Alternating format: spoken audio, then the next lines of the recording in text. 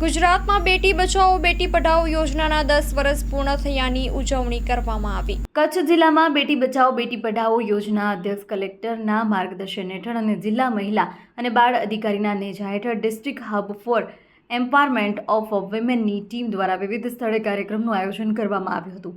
અંજાર તાલુકાના માથક ગામે શેરી રમતોત્સવ અન્વયે શેરી રમત અને કિશોરીઓ માટે મેડિકલ ચેકઅપ કેમ્પમાં આયોજનમાં ગામના પ્રથમ નાગરિક સરપંચ કુંવરબેન વાસણભાઈ બવા, પ્રાથમિક આરોગ્ય કેન્દ્રના ફિમેલ હેલ્થ વર્કર કૃપાલીબેન વ્યાસ, પ્રાથમિક શાળાના આચાર્ય મૂળજીભાઈ, DHEW ટીમના મિશન કોઓર્ડિનેટર ફોરમબેન વ્યાસ હાજર રહ્યા હતા।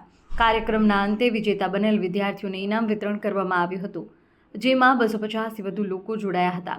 દીકરીઓના સ્વાસ્થ્યને ધ્યાને લઈ આયોજિત મેડિકલ ચેકઅપ કેમ્પમાં જેમાં 50થી વધુ કિશોરીઓના મેડિકલ ચેકઅપ સાથે માસિક સ્ત્રાવ અંગેની સમજણ અને સ્વચ્છતા અંગેની માહિતી આપવામાં આવી હતી। ગામમાં જન્મેલ 2 દીકરીઓને દીકરી વધામણા કીટનું વિતરણ કરવામાં આવ્યું હતું। સમગ્ર કાર્યક્રમના સુચારુ આયોજન માટે DHEW તથા OSC ટીમ અને ગામના આંગણવાડી વર્કર બહેનો સાકુબેન કાનગડ અને સરોજબેન નાયકે જવાબદારી ઉઠાવી હતી।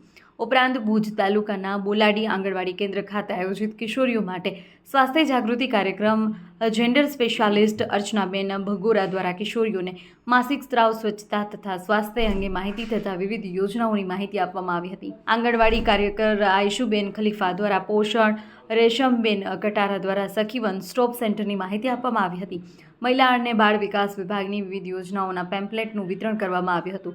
જ્યારે કુમાર શાળા માનકુવા ખાતે gender sanitization of boys and મેનની થીમ મુજબ જાગૃતિ કાર્યક્રમનું આયોજન કરવામાં આવ્યું હતું। આ કાર્યક્રમમાં શાળાના આચાર્ય Vishnubhai Ninama, special financial in literacy Poojaben Parmar, શિક્ષક તેમજ વિદ્યાર્થીઓ જોડાયા હતા। કાર્યક્રમમાં જેન્ડર સેનિટાઇઝેશન વિષય વિશે વિસ્તૃતમાં માહિતી આપવામાં આવી હતી। સેફ ટચ અને બેડ ટચ ચાઇલ્ડ હેલ્પલાઇન 1098 વિશે વિસ્તૃત માહિતી આપવામાં આવી હતી। અહેવાલ મા ન્યૂઝ, ગાંધીનગર।